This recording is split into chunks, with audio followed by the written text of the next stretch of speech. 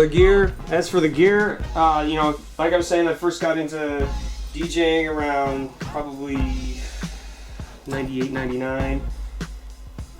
Started off with the shitty turntable joints, and then worked like 2 jobs this summer. Finally got the upgrade because these are like, you know, back then when these were like in the 90s when turntablism was up, it was like the big Vogue thing. It was like $1,200-$1,300 for all this, you know, a lot of money. So, you know, all these cats are doing like the laptop joint. I'm not hating on them because that's like $1,200, you know, and then you gotta like learn how to do all that stuff. But so yeah, I started DJing, but before that I was making beats. Started off with this. Well, you know, I did the old school Cosmic beats, which like take the old boombox here. You have your tape, you play it, and then you have like your sample. And you're like, then you like pause on the record, and you like rewind the tape, and you play it back, and you hit record again. You make these pause mix breaks. It like take you, I don't know, like freaking hours to make a 1-minute song. It's ridiculous. But this is the joint, 6th grade, Casio Rat Man. Still got the joint, check it out. It's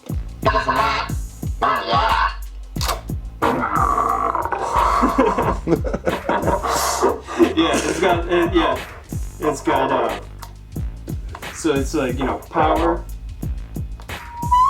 Whoa. You got your power, and then you got your rap mode, an actual rap mode. You know, got the really bad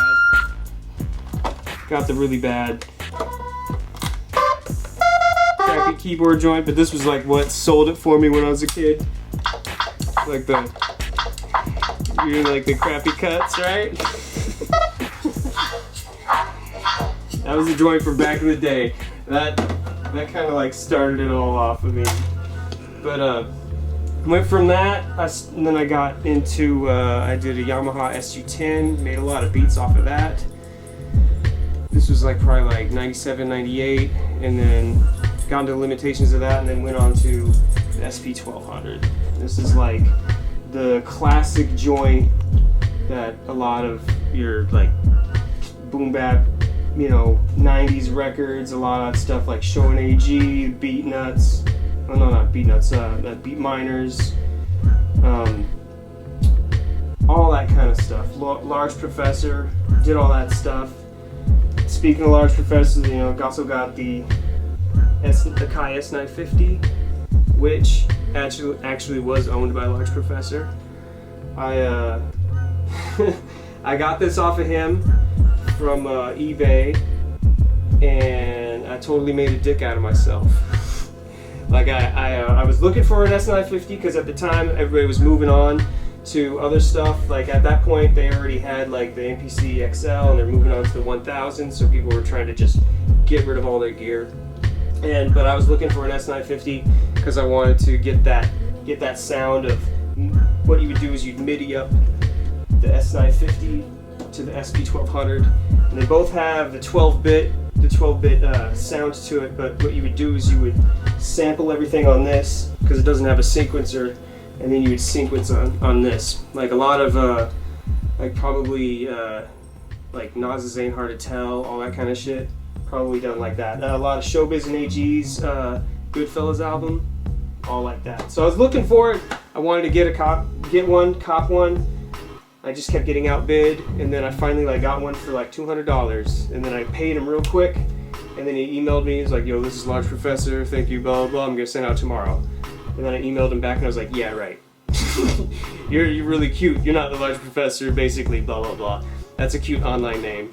And then he sent me the tracking, and then he said, and then I looked at the tracking and said it was coming from Queens, which made me go, "Oh shit."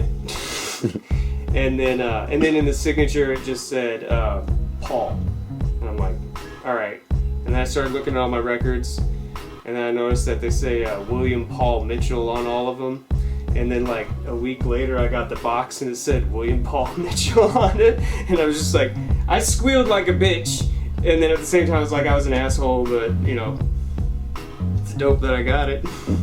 Got the MPC 2000. I've had other MPCs, but this is just kind of like the one that real easy, quick for me to use. I've had a lot of gear, I sold it, you know, and you get to a point where you just kind of become a gear slut, and I just wanted to like get away from that.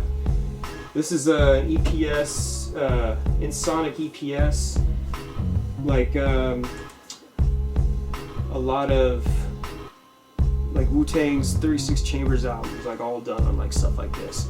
It's real gritty. A lot of people want to get that. They want to get like an SP 1200 or something like that, but you know, because they're, you know, these joints are almost 30 years old. They really retain their value. They're like, you're looking at probably spending like $1,500 to $3,000 for one. But you can get one of these, which has a 12-bit grimy effect and has a whole bunch of filters for like maybe $300. So cats are always asking me like, yo, I want to get that SP 1200. I'm like, get this. You can do you can do a lot more functionality stuff than you can on that. Not saying that this is better than that, but best bang for your buck, get that.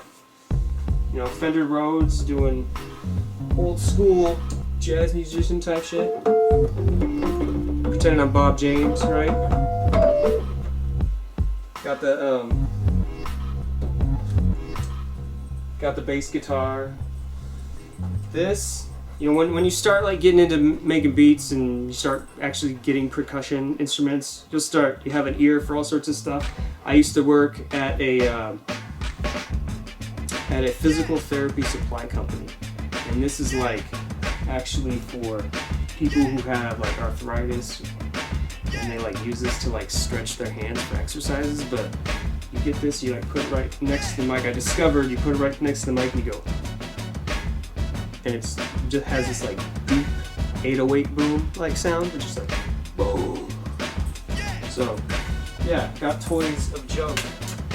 Over here, the newest edition. This is it looks like a stool. It's called a Dawhud. It's actually it's like a Peruvian West Indies type thing. It's like a stool, and yeah,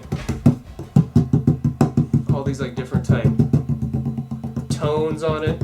Sometimes you can get the like snare type joint in here. It's cool. All sorts of crap in here. All sorts of crap in here.